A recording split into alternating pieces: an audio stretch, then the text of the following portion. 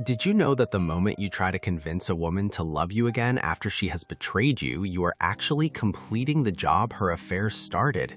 It sounds like a paradox, but behavioral observations suggest that attraction is not a choice made by the logical mind. It is a biological response to respect and strength. When you discover her infidelity and your first instinct is to explain your worth, to point out the years of provision, or to promise that you will change just to keep her, you are attempting to negotiate with a part of the brain that does not speak the language of logic. You are effectively trying to buy a product, her love, with a currency that has become worthless in her eyes, your supplication. Most men spend months or even years in this negotiation phase, not realizing that every plea for a second chance is actually another nail in the coffin of her desire. You aren't just losing your wife, you are losing your sovereignty in a desperate bid to win back someone who is already emotionally checked out. If you are currently feeling like you need to do more to make her see your value after she has looked elsewhere, you are walking into a psychological trap. I'm going to show you why the bargaining table is the most dangerous place a man can sit after a betrayal, and how your attempt to save the relationship is actually what is preventing your own resurrection. I'm not here to argue with the world about what a real man is. I'm here for the men who are quietly trying to get their lives together, the ones rebuilding, the ones learning discipline the hard way, the ones who got knocked down and decided to stand back up. If you're working on yourself, even if nobody sees it, this channel is for you. Subscribe if you're serious about growth. Leave a comment so I know you're here. No noise, no hype, just men doing the work. The first reason negotiation fails is the biological death of the hero archetype. Behavioral observations suggest that for a woman to be romantically and sexually attracted to a man, she needs to view him as a leader or a provider of safety. When a woman chooses to stray, she has already made a psychological decision that her safety lies elsewhere, or that your leadership no longer holds weight. If you respond to her betrayal by begging, crying, or negotiating, you are confirming her suspicion that you are no longer the hero of the story. Psychological patterns show that you cannot argue your way back into a position of respect. In the natural order, when a leader is challenged and fails to respond with strength, he is replaced in the mind of the tribe. In the modern relationship, when you try to reason with her about why she should stay, you are showing her that you have no alternatives and no boundaries. This creates a state of attraction decay that no amount of flowers, apologies, or date nights can fix. You are the victim of archetypal collapse when you try to use words to fix a problem that was created by a lack of action. We must also examine the neurochemistry of the beta male trap. Behavioral observations suggest that when a man is in negotiation mode, his cortisol levels, the stress hormone, are through the roof, while his testosterone begins to plummet. He becomes agreeable, anxious, and predictable. This is the exact opposite of the chemical profile that sparks feminine desire. Psychological observations suggest that a woman who has been unfaithful is often looking for a spike in dopamine and novelty. When you try to negotiate, you are offering her more of the same, but with an added layer of weakness. You are essentially asking her to choose stability over passion, but her brain has already proven that it values passion enough to risk the stability. You focus on being nice because you think it will earn you credit, but in the post-betrayal landscape, nice is often interpreted as desperate. You are the victim of chemical misalignment when you try to offer security to a woman who is currently addicted to the chaos of the forbidden. To expand on this, we must examine the paradox of emotional pleaded. Behavioral patterns show that when a man pours his heart out, crying and asking, "How could you do this to us?" he thinks he is showing love. However, from a psychological standpoint, he is actually showing a loss of control. A woman's attraction is often anchored in the emotional stability of her man. When you break down and negotiate for her affection, you are showing her that your happiness is entirely dependent on her approval. This is a heavy burden for any woman to carry, and it creates a psychological aversion. She doesn't want to be the source of your strength, she wants to be protected by it.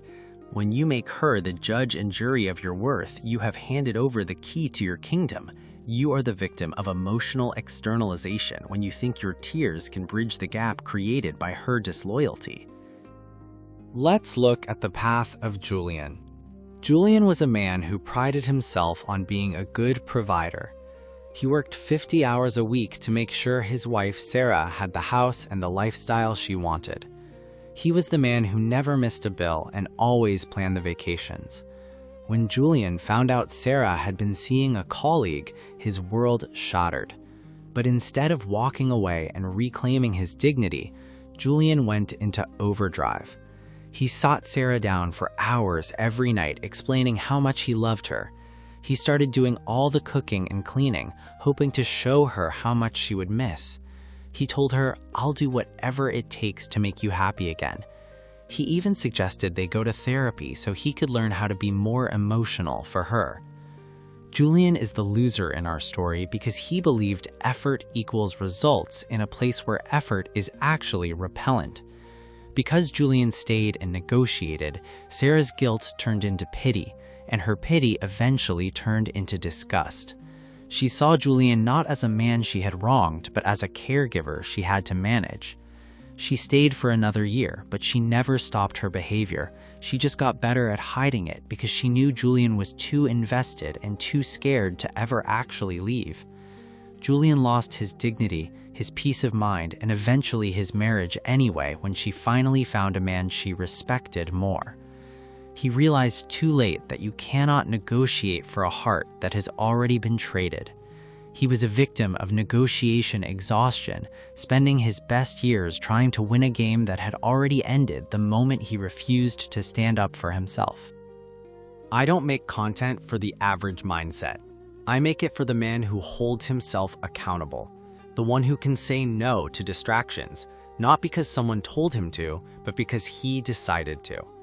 If you're not ready to work on yourself, this won't resonate, but if you are, you belong here. Most people watch and move on. If you're different, subscribe and comment. Show yourself you're serious. The fourth reason you cannot negotiate for love is the law of scarcity and perceived value. Behavioral patterns show that in the social marketplace, value is determined by availability. When you negotiate, plead, and offer more of yourself to a woman who has already disrespected you, you are flooding the market with your own supply. You are making yourself cheap. Psychological observations suggest that the human brain is wired to devalue what is easily obtained and overvalue what is difficult to keep. By negotiating, you are telling her that your loyalty has a discount price. You are the victim of value inflation when you try to convince her that you are a luxury while acting like a commodity. We must also look at the neurobiology of respect. Behavioral observations suggest that respect is the oxygen of attraction. For a woman, respect is often tied to a man's will to walk. If you don't have the internal fortitude to say, "I love you, but I love myself more, so I am leaving," she cannot respect you. Without respect, the oxytocin, the bonding hormone, cannot flow effectively. Psychological patterns show that when you negotiate, you are essentially asking for oxygen while you are suffocating. You cannot beg a woman to respect you. Respect is a natural consequence of your boundaries. You are the victim of respect depletion when you stay in a relationship where the terms and conditions have been dictated by her betrayal. Let's look at the path of Elias. Elias was a man who understood the power of the exit. When he discovered his wife's infidelity, he didn't call for a meeting. He didn't ask why. He didn't explain his worth. Instead, he packed a bag, moved into a hotel, and sent a single message: "I know what you did. My lawyer will be in touch. Do not contact me." Elias is the winner in our story because he chose sovereignty over supplication. By refusing to negotiate, Elias maintained his frame. His wife, who had previously felt bored and disconnected, was suddenly hit with the cold reality of his strength. She realized that Elias was a man of high standards who was actually willing to lose her. Because he didn't beg, he didn't give her the validation she expected. Elias won because he realized that the only way to win a rigged game is to stop playing. Within 6 months, Elias had reclaimed his peace, his bank account was growing, and he was being pursued by women who respected the steel in his character. He didn't negotiate his way back, he walked his way into a better life. The fifth reason is the psychology of the silent boundary. Behavioral observations show that the most powerful negotiation a man can ever do is silence. When you stop talking, you stop giving her data to use against you. You stop explaining and start existing. Psychological patterns show that explanation is often a sign of submission. When you explain your boundaries, you are asking for permission to have them. When you simply enforce them by removing your presence, you are demonstrating power. You are the victim of verbal dilution when you think your speech is more powerful than your absence. Furthermore, we must address the resource allocation theory. Behavioral patterns show that a man has a limited amount of emotional capital. When you spend that capital on negotiating with a cheater, you have nothing left for your career, your fitness, or your future. Psychological observations suggest that success requires a single-minded focus. By trying to talk her back into loving you, you are starving your own success. You are better off being alone and putting that energy into your empire than spending it on a bad investment. You are the victim of energy mismanagement when you prioritize her feelings over your growth.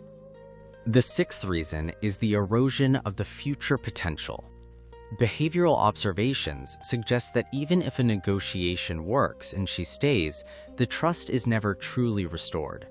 You will spend the next 10 years wondering. You will look at her phone, check her location, and analyze her smiles. This is a mental prison. Psychological patterns show that peace is a requirement for greatness. You cannot build a skyscraper on a swamp of suspicion. By refusing to negotiate, you are clearing the land for a solid foundation. You are the victim of paranoid longevity when you stay in a marriage that requires you to be a warden instead of a husband.